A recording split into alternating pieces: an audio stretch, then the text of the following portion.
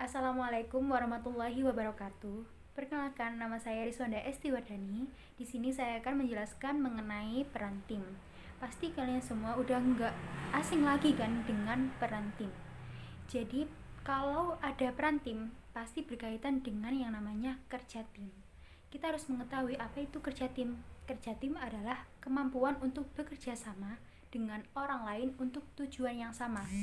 Kerja tim yang efektif adalah faktor utama dalam mencapai kepuasan.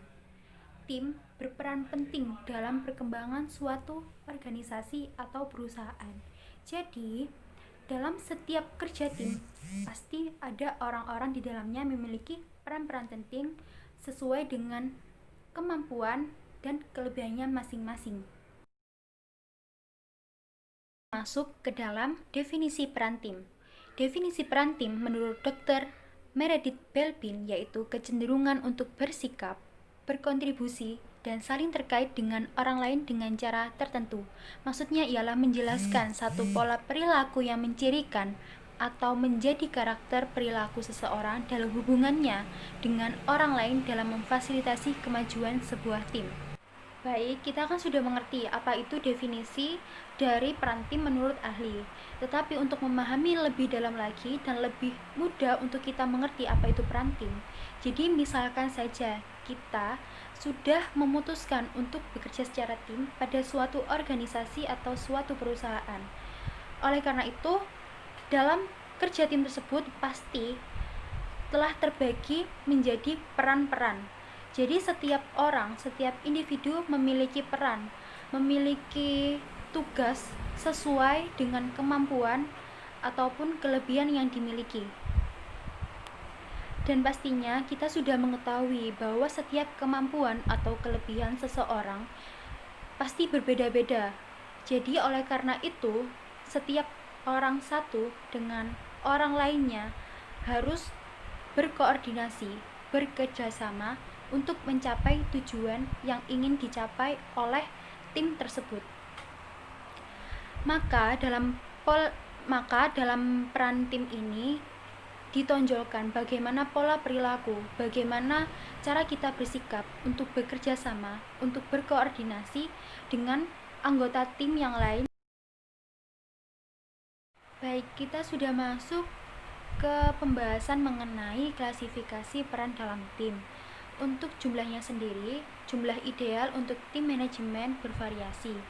Tinggal disesuaikan saja dengan situasi yang membutuhkannya. Tapi di sini kita sudah ada klasifikasi peran menurut tim Belbin, yang mana klasifikasinya sebagai berikut. Yaitu yang pertama ada plan, yang kedua ada koordinator, yang ketiga ada monitor evaluator, yang keempat ada implementer, yang kelima ada completer finisher, yang keenam ada research investigator, dan yang ketujuh ada shaper, yang kedelapan ada teamwork, dan yang terakhir ada specialist.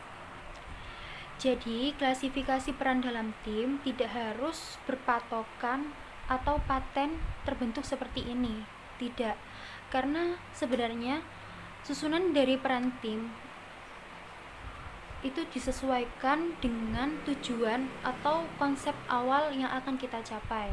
Dan jika kita bisa mengaturnya, kita bisa membuat tim dengan orang yang lebih sedikit, yang mana karena satu orang bisa memegang 2 peran atau sampai 3 peran.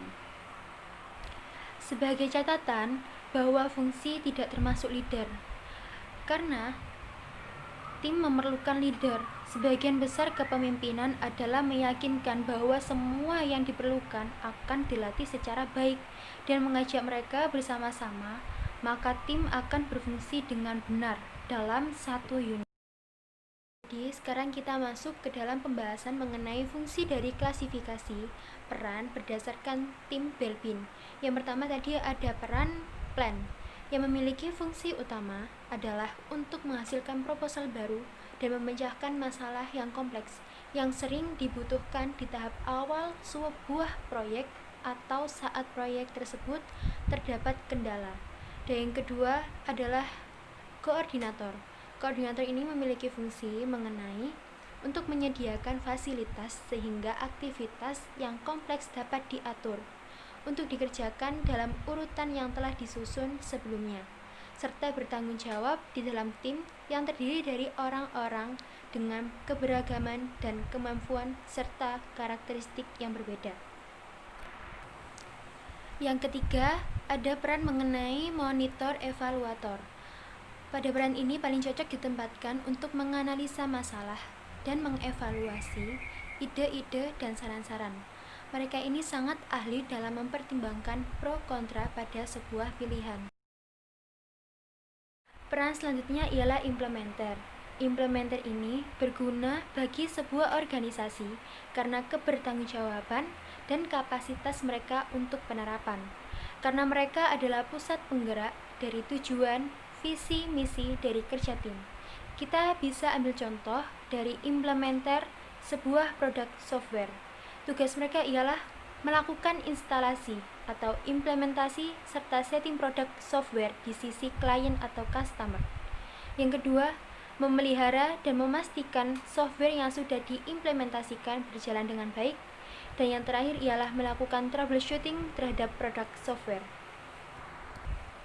Selanjutnya ada complementer finisher.